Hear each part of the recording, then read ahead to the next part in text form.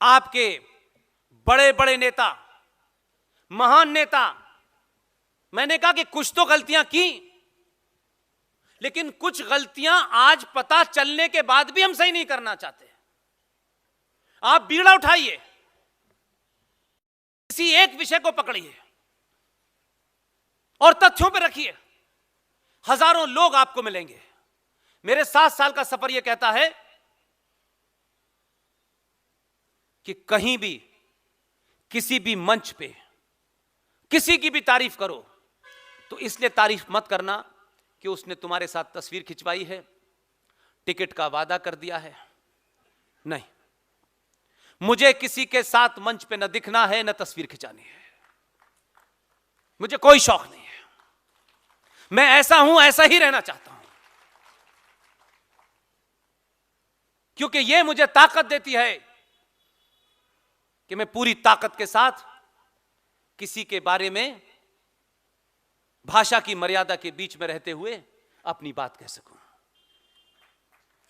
भारत के संविधान की, आपके मध्य प्रदेश में एक नेता, क्योंकि ऐसी बातें लोगों को फालतू लगती हैं, क्योंकि ऐसी बातों से वोट नहीं मिलता,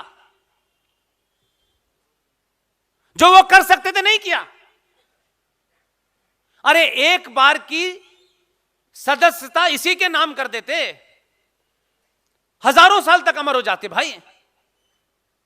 आज हम 70 साल के बाद उन नेताओं को जिनसे कभी मिले नहीं, देखा नहीं, आज ये समाज उनको उठा रहा है जमीन के अंदर से और दुनिया की सबसे बड़ी मूर्ति बना के खड़ा कर देता है। कितना भी छुपाओगे, ऐसे लोग समय समय पे आएंगे और उन लोगों को हीरो बना देंगे। इसलिए 70 साल लग सकते हैं, इसकी चिंता मत कीजिए कि आप 7 मिनट में हीरो बनेंगे। 70 साल भी लग जाएंगे, लेकिन अगर आपने कुछ किया है तो यह समाज किसी ना किसी दिन आपके बारे में बात करेगा और आपको जिंदा कर देगा।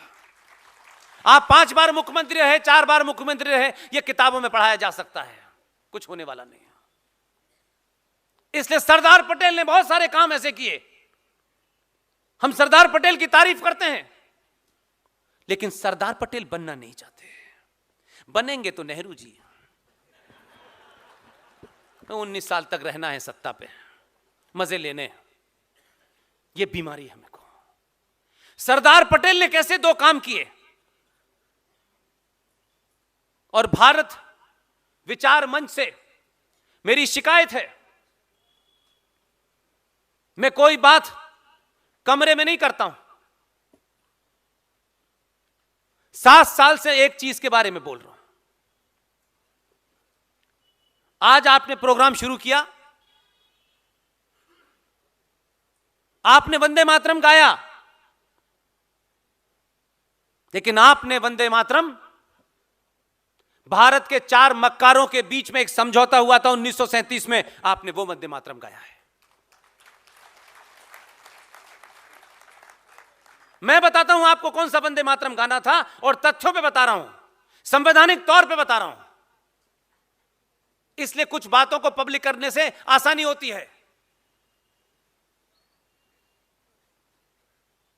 1947 में जब यह हो गया तय कि भारत की आजादी की घोषणा होने वाली है, पंडित जवाहरलाल नेहरू ने सरदार पटेल को एक काम सौंपा और उनसे कहा कि जब आजादी की घोषणा हो जाए तो संसद में वंदे मातरम होना है। सरदार पटेल ने उनकी तरफ देखा और बस खामोशी से हां में जवाब दे दिया। बात आई गई हो गई। इस बीच में सरदार पटेल साहब ने देश के एक बहुत बड़े संगीतकार को टेलीग्राम भेजा और उनसे कहा कि आपको 14 अगस्त की रात में आना होगा, जब आजादी की घोषणा हो जाएगी तो आपको वंदे मातरम गाना है। आप सोचिए कि कितने बड़े कद के लोग होंगे, और अगर उनका कोई वंशज इस भारत में जीवित होगा, जब जब यह सुनता होगा उसको कितना दुख होता होगा कि उसके पिता ने, उसके नाना ने, दादा ने भारत सरकार के सामने शर्त रख दी। एक आम संगीतकार, उसने अपने संगीत की दुनिया में जो भी कुछ नाम कमाया होगा, इस घटना ने उसे हजारों साल के लिए जिंदा कर दिया। हमारे आज के दौर में कोई होता, हमें राज्यसभा में भिजवा दीजिए, हमें नॉमिनेट कर दीजिए, और कुछ नहीं तो चेयरमैन ही बना दीजिए, यहां से भी काम निकाल लूंगा मैं अपना।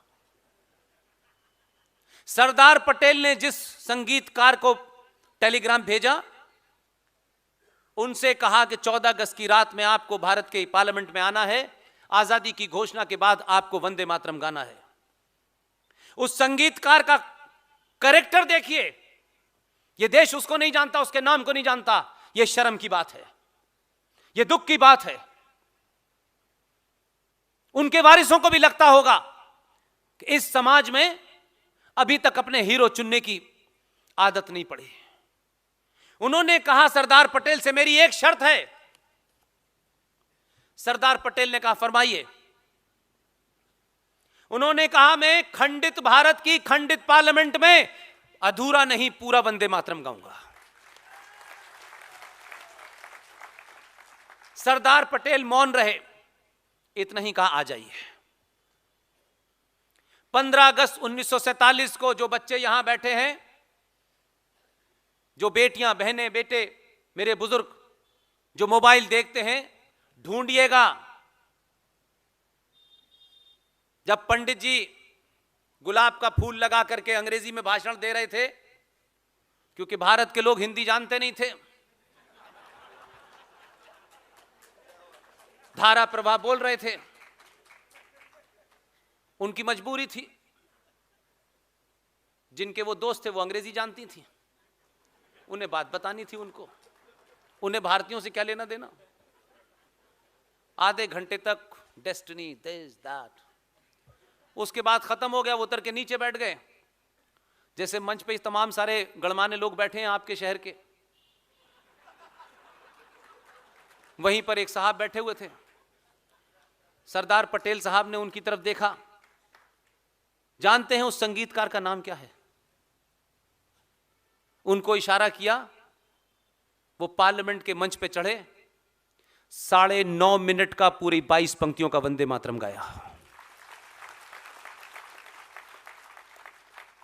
उस संगीतकार का नाम है पंडित ओंकार नाथ ठाकुर। यह देश नहीं जानता, यह राष्ट्र नहीं उसको जानता। मेरा आपसे सिंपल सवाल है, मैंने इसलिए कहा कि मैं कोई काम आपको अनकॉन्स्टिट्यूशनल नहीं करने के लिए कहूंगा। इस वंदे मातरम पे विवाद हुआ। मौलाना आजाद, रफी अहमद किदवई, अली मोहम्मद जिन्ना, इन लोगों ने कहा कि वंदे मातरम गाने से इसमें देवी देवताओं का जिक्र आता है, जिससे हमारी भावनाएं आहत हो जाती हैं। एक तो इनकी भावनाएं हैं कहां जो आहत हो जाती, पता नहीं, लेकिन हो जाती हैं। उसके बाद फौरन पंडित जी बैठे, क्योंकि उनको उनकी भावनाओं का ज्यादा पता था, क्योंकि वो ये कहते थे कि मैं इंग्लिश मैन, कल्चरली मैं हिंदुस्तानी हूं, बाई एक्सीडेंट हिंदू हूं। अब ये एक्सीडेंट कहां हुआ था ये पता नहीं है अभी तक। वो एक्सीडेंट की जगह पता चल जाए, और कौन लोग उसमें शामिल थे ये भी पता चल जाए। ये नहीं बताते वो कहते हैं बाई एक्सीडेंट आई मैं हिंदू। तो आप सोचिए कि नेहरू जी ने तत्काल तौर पर उस मांग को सकम कर गए और कहा कि नहीं नहीं ठीक है, हम सिर्फ ऊपर के 2 जो स्टेंजा हैं वही गाएंगे। अब ये 1937 की बात है। 1937 के बाद 47 आ गई, आजादी का झंडा फहर गया, सब कुछ हो गया, और भारत की आजाद पार्लियामेंट की संसद के अंदर पूरा वंदे मातरम गाया गया। मेरे ऊपर, आपके ऊपर, आजाद भारत की पार्लियामेंट में जो कुछ हुआ है वो मान्य है कि 2 लोगों के बीच में जो समझौता हुआ वो मान्य है? ये बताएं। अगर आजाद भारत की पार्लियामेंट में पूरा वंदे मातरम गाया गया तो हम अधूरा क्यों गाते हैं? क्यों गाते हैं? आप खुद उस झूठ की परंपरा को आगे चलाते हैं। इसलिए लता मंगेशकर ने, क्योंकि वो राग में गा रहे थे, इसलिए उसकी 9.5 मिनट की लंबी दूरी है।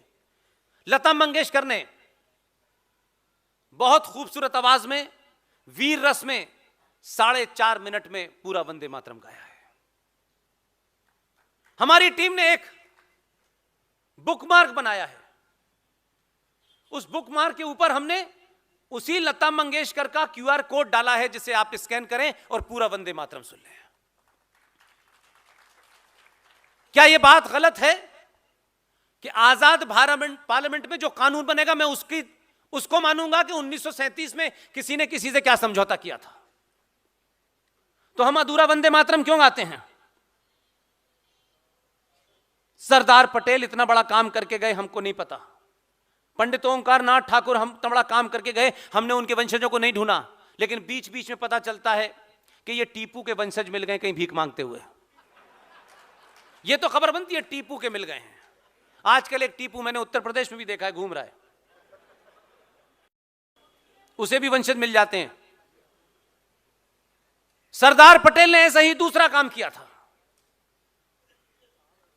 आर्टिकल 370 के बारे में बहुत चर्चा हुई, उस वक्त भी हुई। इसलिए ये सारी चीजें भारत के अंदर जो कॉन्स्टिट्यूशनल असेंबली थी, उस असेंबली की डिबेट ऐसे ही होती थी जैसे आज पार्लियामेंट चलती है। उन डिबेटों को पढ़िए, वो फर्स्ट हैंड इंफॉर्मेशन है।